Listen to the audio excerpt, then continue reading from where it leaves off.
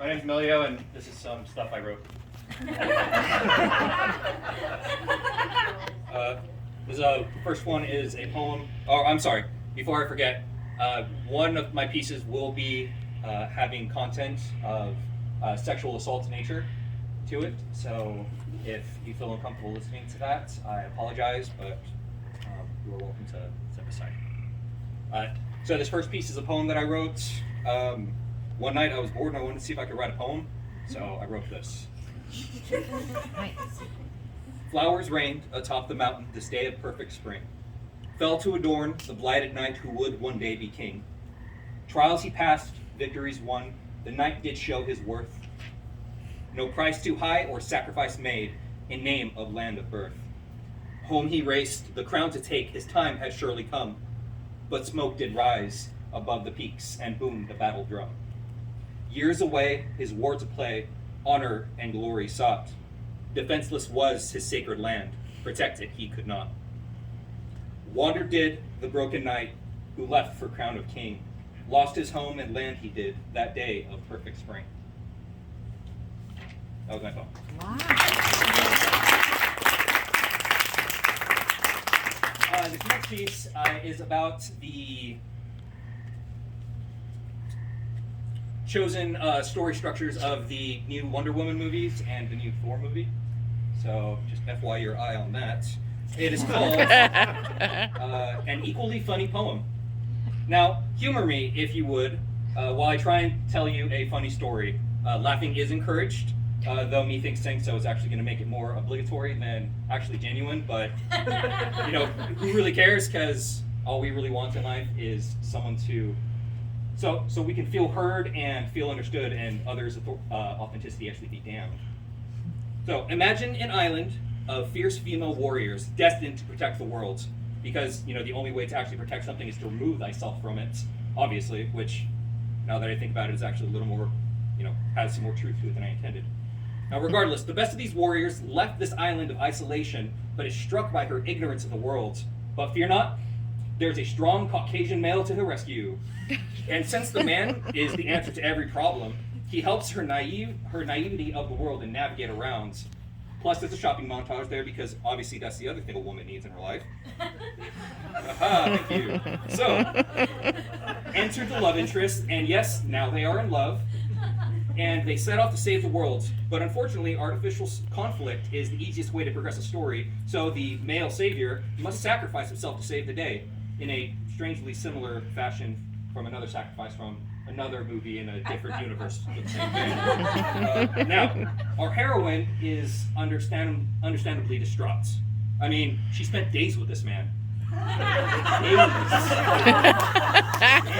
And they also shared a moment of extended eye contact. And by all the unwritten laws that we live by, that means they were in love, contractually.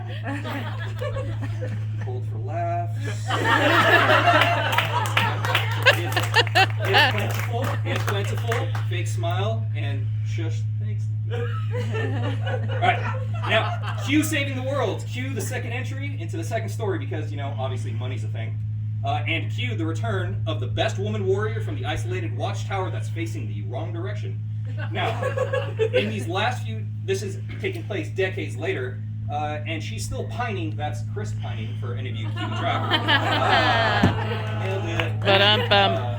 She's still Chris pining over the lost love and eye contact. But, lo and behold, fate and corporate greed have intervened on her behalf, and she's reunited with the spunky Caucasian male. Unfortunately, though, his character was a military member, so budget cuts came in. And despite that, his return being brought to you by a magical, all-powerful wishing stone, he couldn't actually get his own body back. So, another body was actually Airbnb'd out for the love interest mind, soul, and camera charisma. Now, our heroine is overjoyed. Our heroine is now complete, and our heroine is ready to take him to bed. Because it's been decades from the 2 days they spent together. But we're going to set them aside. We'll leave the two lovebirds alone for a moment while they reacquaint themselves. And we're going to join the story of the god of hammers, axes, and bitchin' beard braids. Now, Here's a man whose accent and diction were both tossed aside when it was realized that they were distracting from his sick abs. Yes, them abs, them arms, and that chiseled ass were so good that CGI didn't have a whole lot to do. And let me tell you, in the new one, in the current circumstance, we find him tied up and on display in front of a court of hundreds of people, right? And, well, we see his clothes ripped off of him, and believe you me, dude works out. Alright? Like, Michelangelo's David can just step aside because there's a new iPhone rolling out, and he's chiseled like a fucking marble. Now, we finally actually get a proper look of his positively picturesque posterior, but Lucky Ducks around him actually get a better view from the front. The crowd swoons, groans, and faints as they get to see the glory of what I can only assume is a godly... sorry. Hold on.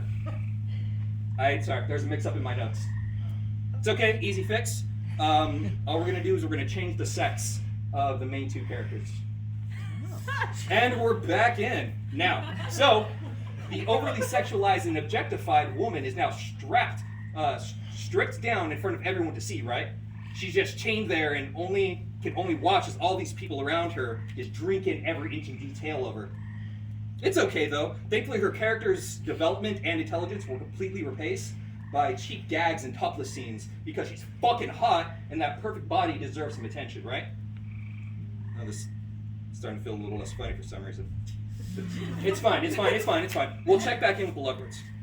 So, the main character, now corrected to be a man, reunites with his previously thought lost love, now corrected to be a woman.